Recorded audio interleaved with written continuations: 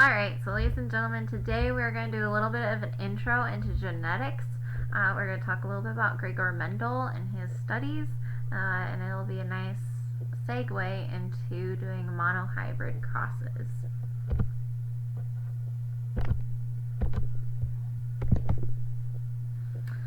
So here we have a little cartoon. So there's our DNA, and it says, "Sorry mate, no genes." And so we'll talk a little bit about genes and what exactly they are and how Gregor Mendel helped give us a better understanding of that. So we've all heard of genetics, but what exactly is it? What does it mean to study genes? Well, genetics is that study of genes, the structure and the action, and the patterns of inheritance of traits from parent to offspring. So it gives us a little bit more of an explanation as to why you might look like your biological parents or why you might look similar to a biological sibling. So, for example, I look pretty similar to my mom, and I have characteristics that are pretty similar to my dad, and me and my brother look similar, but none of us look the exact same. I'm not an identical copy of my mom or an identical copy of my dad or my brother, and genetics is the explanation for all of that.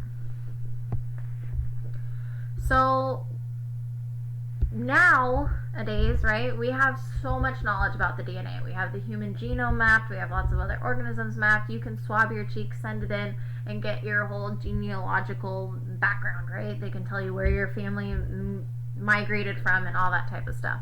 But back 100, 200 years ago, we didn't have all that. And so the way that we got a lot of our knowledge about genetics was from observations that we made and from just kind of trial and error, experimenting around.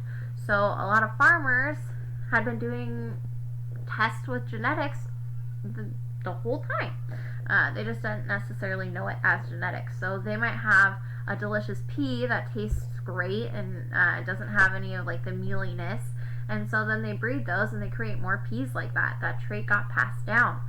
Same thing was true with animals. So they may have had an animal that was really strong and interacted well with humans, and so then they mated it with another animal that was strong and interacted well with humans, had a good temperament, and they saw that trait get passed down, and over time we kind of saw these genes being passed along. And so people started to kind of develop their own ideas about this. They weren't necessarily theories, they're kind of more hypotheses, but at the time they called them theories. And some of the ideas about it were perhaps it was spontaneous generation. Perhaps it just happened. Perhaps life just was formed, and that didn't necessarily explain those similarities between parent and offspring, but they thought that maybe it just happened, just randomly happened that way. There's also this idea of miniature preformed organisms. So you may see this picture to the left, and that is indeed a sperm with a little tiny person in the at the top of that. And so they thought that there wasn't, that organisms were just in these little tiny forms of themselves. They were preformed, and then they grew into the person that they were. But that didn't necessarily explain how we had a combination of both parents. Which we saw in meiosis. We saw that we have a little bit from mom and we get a little bit from dad. And if we were just preformed organisms, then whose genetic material were we getting? Were we just getting dad's in that little preformed bundle that we were in the sperm? And so they kind of came up with this idea of blending of vital fluids. So this was an idea that we actually just kind of got a mixture and we kind of threw it all in a pot in this like cauldron, this little brew, and it formed you. And none of these were quite right. And so here are just kind of the things that we saw. Some of the selective breeding we can see in the upper left, and that is a wild mustard, and you can see all the variations of things that we bred for. So we may have bred for the suppression of flower development, so the flowers didn't actually bloom, and we get something like our broccoli. Or we may have bred it for its leaves, the big large leaves, and then we get something like kale. And then there's also an experiment with fruit flies and maggots and spontaneous generation, but we won't get into all that. So here's our guy. In 1860, Gregor Mendel helped us kind of understand all these ideas a little bit better, and he helped us prove some of these ideas. He helped give explanation as to why this selective breeding was working, and he really discovered some long-lasting ideas in the world of genetics. And so just a little side note about Gregor Mendel, he always studied horticulture. He was grew up on a farm, and he was always kind of testing with grafting different plants and trees together.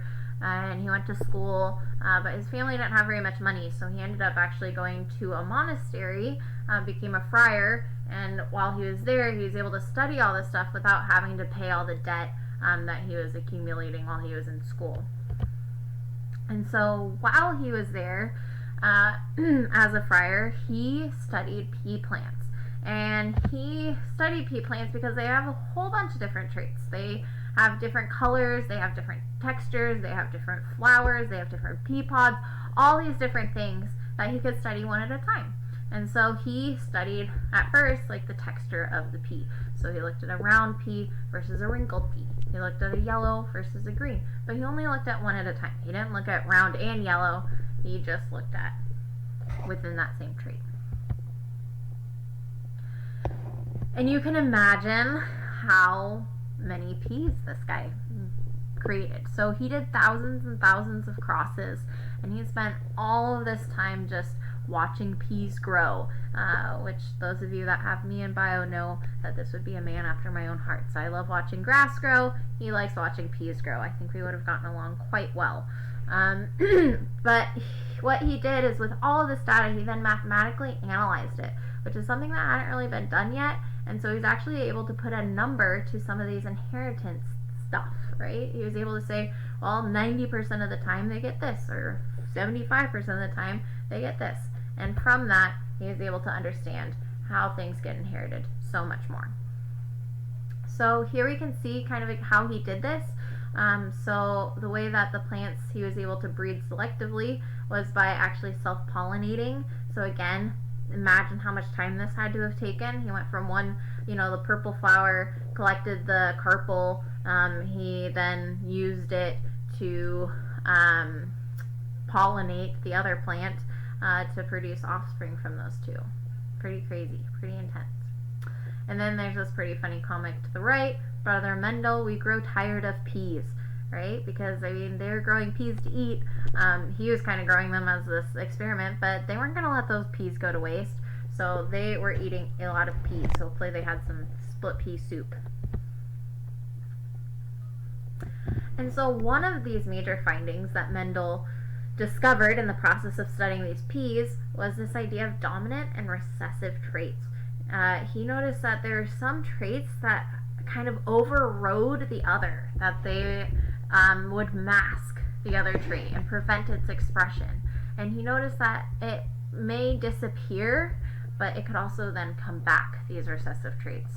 So what that all means in picture form is here. So if we look at the very top row, we see a purple and a white flower. Those would be the parents. So we have a purple flower and a white flower as the parents. And no matter how many times we mated those two flowers, we always got purple offspring. We never got white offspring. And so that purple trait masked the white trait. And that white trait, quote unquote, disappeared. It was no longer there. But what then Mendel did is he took that second generation, that second row purple plant, and he mated it with another second row purple plant, right, that second generation. And you notice that when he mated those two purple plants together, what he got is he got 75% of the time purple, but then 25% this white flower came back. Even though neither of the parents were white and none of the flowers from that cross were white, that white didn't just disappear. It actually came back, that recessive trait, which we can see in that bottom row.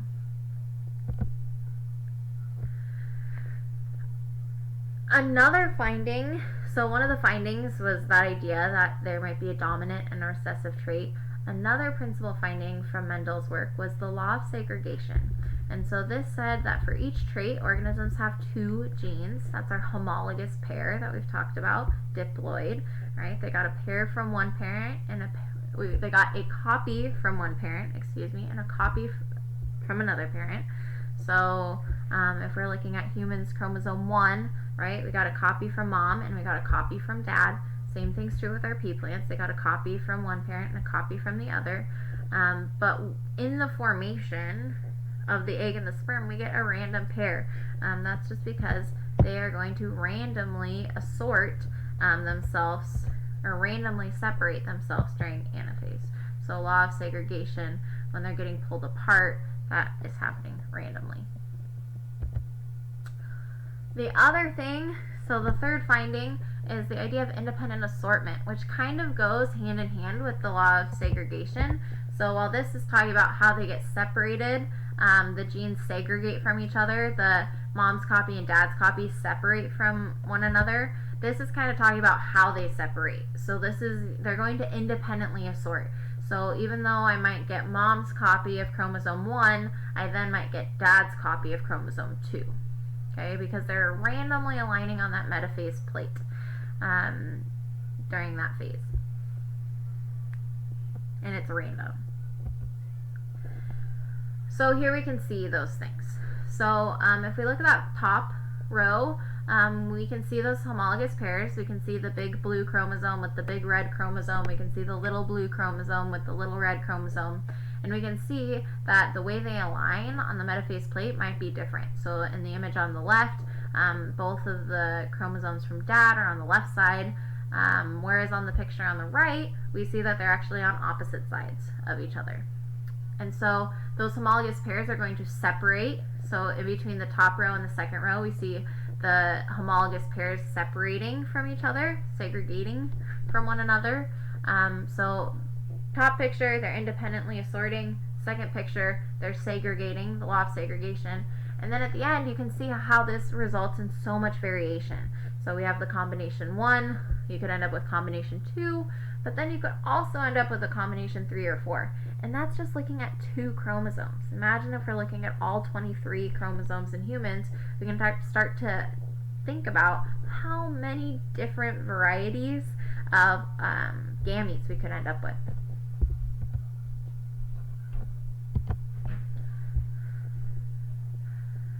So there we can see the segregation. So it starts out as a diploid and it ends up as a haploid. That's essentially what our law of segregation is saying, is that you're not going to end up with a diploid gamete. You're going to end up with a haploid. You're going to have those 2 homologous copies separating from one another, segregating from one another. So to wrap up, there are a couple of terms that you have to start to get familiar with, and I have used them all, and you might think that they all mean the same thing, but they do not. So one of the words that we've used a lot and we will continue to use is trait. So a trait is a characteristic of an organism passed from generation to generation. So this is the broad idea. So this is like eye color. That's a trait. It's not the specific eye color. It is just that that you have eye color. That is a trait. You have a certain hair color. That is the trait. You have a trait for hair color. You have a trait for height, temperament, and symptoms of genetic disorder. So you might have variations within that, but the trait is that general idea. The gene is going to be the section of DNA that is coding for that specific trait. So you may have watched the video with Miss Davis where she walks us through this, but our DNA gets supercoiled into the chromosome, but there's a section of that DNA, a section of those nucleotides that are going to tell us the protein to make eye color. So if I read all those nucleotides, the C, G, A, and T, in the order that they are, that's going to create a protein that's going to make my eye color. It might make a protein that is going to make my hair a certain texture. It might, those nucleotides, that gene, might then make the trait. And then the last thing is an allele, which is a version of the trait. So putting all these words together, blue eyes is an allele. It's a specific version for eye color, and eye color would be the trait, and it's coded for by the gene, the section of DNA. So I have my DNA, I have all these nucleotides, they somehow come together to create a protein, which then might have a specific version of itself. It might have a certain eye color, which would be my allele. And so we'll be working more with alleles, we'll be working more with traits, we'll be working more with those words in the days to come. And I know this is a little bit weird, technology is a little bit strange, but thank you for bearing with me, and I hope you continue to have a great day.